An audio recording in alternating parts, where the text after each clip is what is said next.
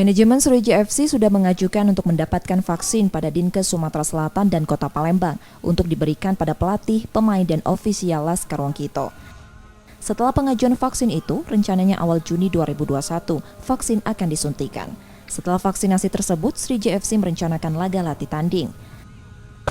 Kita mengharapkan untuk vaksinasi seluruh pemain maupun ofisial dan tim pelatih yang ingin atau akan dilakukan tindakan vaksinasi. Dalam hal ini vaksinasi COVID, Sinovac.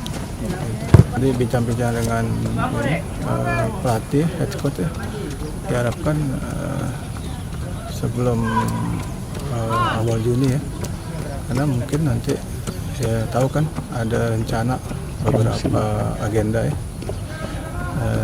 sebelum liga seperti itu.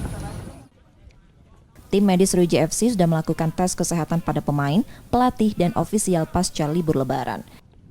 Nur Muhammad, Kompas TV, Palembang.